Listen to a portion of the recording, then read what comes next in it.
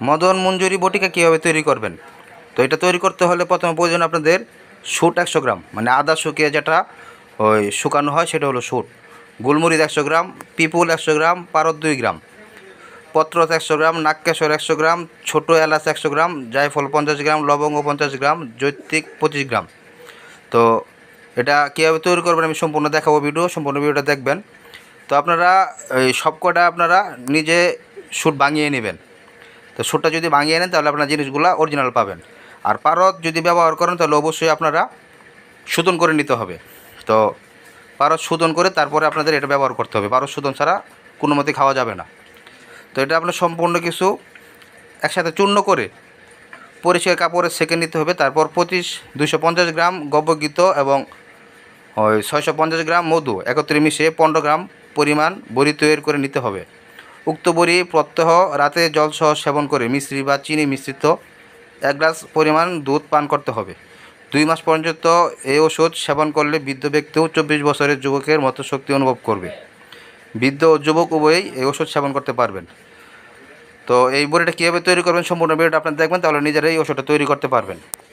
তো এখানে যেসব মশলার কথা বলা আছে সবকটাই আমি শুট কিনে রোদে শুকিয়ে তারপরে এটা ভাঙিয়ে নিছি। তো এটা এক এক সব দেওয়া হবে, কীভাবে দিতে হবে সম্পূর্ণ ভিডিও দেখবেন, তাহলে আপনাদের বুঝতে সহজ হবে এবং নিজেরা তৈরি করতে পারবেন। তো এটা হলো পারদ, এখানে 4 গ্রাম পারদ আছে। তো আমি এটা শোধন করে নিছি।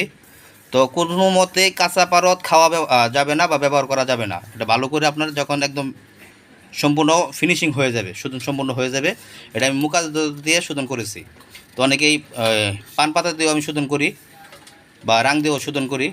তো এটা আমার প্রথমে পান পাতার রস দিয়ে শোধন করেছি, তারপরে আপনার এই মুকাদ্দস এটা দিয়ে শোধন করেছি।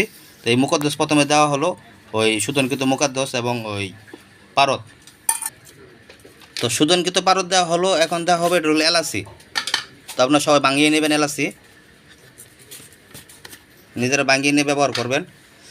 তো কোনটা কতটুকু দিতে হবে সম্পূর্ণ আপনার ওই বইতে লেখা আছে, আমি বই তুলে ধরেছি, ওই বই দেখে আপনারা নিজেরা তৈরি করবেন কোনটা কতটুকু দিবেন।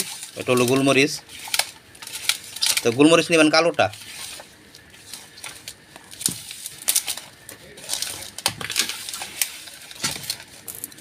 এটা হলো পত্রস।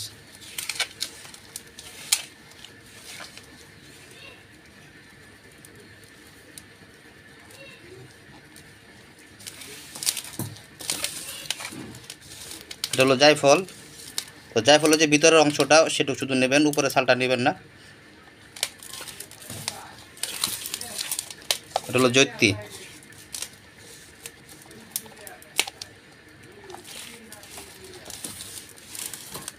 এটা হলো নাগকেশর। তো নাগকেশর আপনারা কিনে এনে ভালো করে পরিষ্কার করে তারপরে আপনারা এটা সুন্দর করে ভাঙিয়ে নেবেন এবং দেখবেন যাতে কোনো ময়লা না থাকে। এটা হলো লবঙ্গ, মানে লং।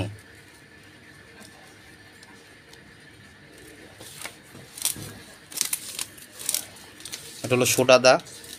তো শুট আপনারা আগে আদা শুকিয়ে তারপরে শুট তৈরি করে তারপর ভাঙিয়ে নেবেন।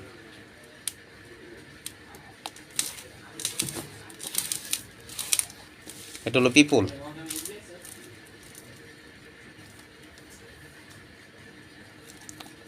সবকটা দেওয়া হলো সম পরিমাণে। তো যতটুকু বলা আছে বই ততটুকু ব্যবহার করবেন। এটা হলো ঘি।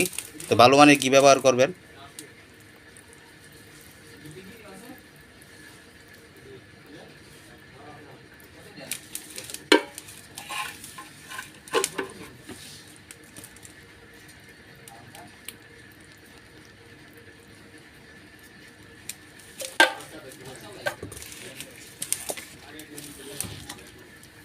তো সবকটা সম পরিমাণে দিবেন এবং বই দেখে নেবেন যে কতটুক কোনটা কী পরিমাণে দিতে হয়। আমি সম্পূর্ণ বইয়ের ভিডিও দিয়ে দিছি যে কোনটা কতটুকু ব্যবহার করবেন।